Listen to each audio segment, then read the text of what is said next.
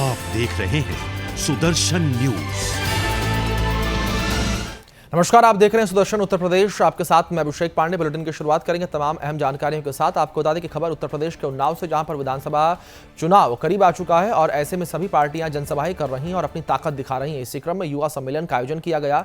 इस मामले में कैबिनेट मंत्री जितिन प्रसाद ने कहा है कि बीजेपी के पास सोच, विचार, नेतृत्व और लक्ष्य है और प्रदेश में सरकार आने के बाद से बाहर के उद्योगपति भी प्रदेश में फैक्ट्रियां खोलकर युवाओं को रोजगार दे रहे हैं। यदि बीजेपी को मजबूत नहीं किया गया तो विकास पटरी से उतर जाएगा। वहीं 5 साल में प्रदेश सरकार ने जो विकास किया है वो अन्य दल हजम नहीं कर पा रहे हैं।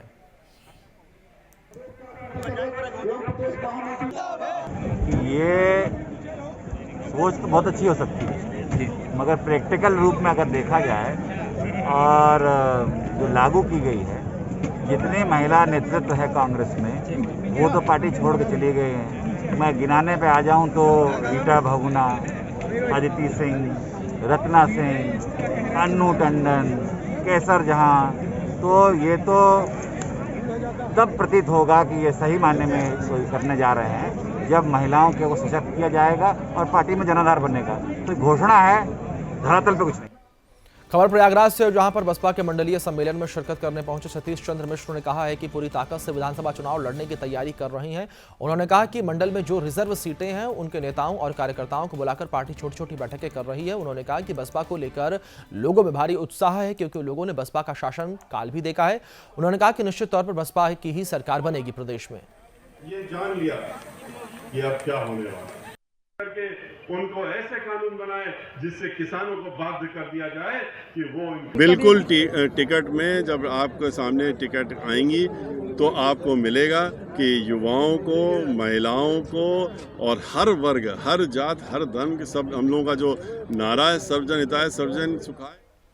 उत्तर प्रदेश के मुरादाबाद में अमृत महोत्सव के उपलक्ष्य में पूर्व प्रधानमंत्री अटल बिहारी वाजपेयी के जन्मदिन के अवसर पर बीजेपी युवा मोर्चा ने रैली निकाली और अटल संकल्प यात्रा के उद्देश्य से बाइक रैली के माध्यम से जन जन को संदेश दिया गया। इस दौरान जिलाध्यक्ष ने बताया कि इस यात्रा में सैकड़ों युवाओं के साथ ही बीजेपी नेताओं ने पूर्ण सहयोग दिया और पुनः एक बार उत्तर प्रदेश में बीजेपी का झंडा लहराना है। अमृत महोत्सव के उपलक्ष्य में और हमारे माननीय पूर्व प्रधानमंत्री स्वर्गीय अटल बिहारी वाजपेयी के जन्मदिन पर युवा मोर्चा द्वारा 75 मोटरसाइकिल की रैली निकाली गई है। और अटल बिहारी वाजपेयी की जयंती पर उन्नाव सांसद साक्षी महाराज ने हवन पूजन किया और फोटो पर माल्यार्पण करके मिठाई बांटी। वहीं महाराज जी ने अटल जी के बताए हुए मार्ग पर चलने का संकल्प लिया और कहा कि पहले अन्न के गोदाम भरे रहते थे और अनाज सड़ जाता था, वहीं अब अन्न लोगों को मुफ्त में मिल रहा है।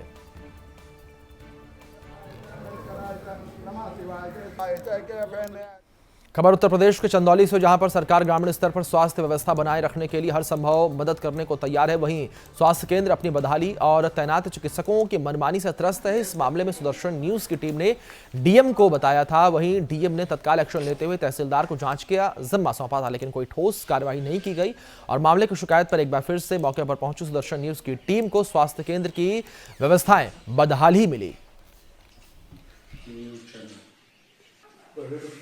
कल हम दवा लेने के लिए आए थे तो 11 बजे तक हॉस्पिटल नहीं खुला था और हम वापस लौट गए। फिर आज आए हैं तो आज भी वही स्थिति है, 11 बजे तक हॉस्पिटल नहीं खुला है, जो है खुला है।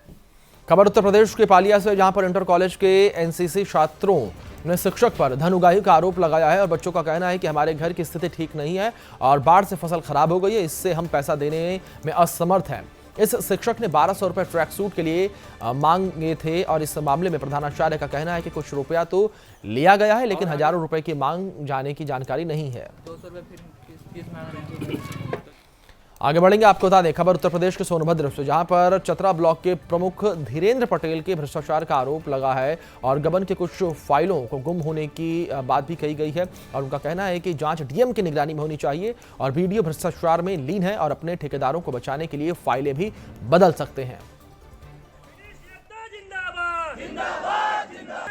चतरा ब्लॉक के जो वर्तमान ब्लॉक प्रमुख हैं महिला हैं और उनके प्रतिनिधि जो हैं धीरेन्द्र पटेल, ये जब कोई पद इनके पास नहीं था, न प्रधान थे न ही ब्लॉक प्रमुख प्रतिनिधि थे, तब से गांव में समाज सेवा, गांव में हरियाली, गांव में स्वच्छता का काम करते आए। अब ये जब ब्लॉक में इनको जिम्मेदारी मिली तो ब्लॉक में भी इसी स्वच्छता का काम शुरू किए और पहले चलिए फिलहाल बुलेटिन में इतना ही। तमाम बड़ी अपडेट्स के लिए आप बने रहिए सुदर्शन न्यूज के साथ। जय हिंद।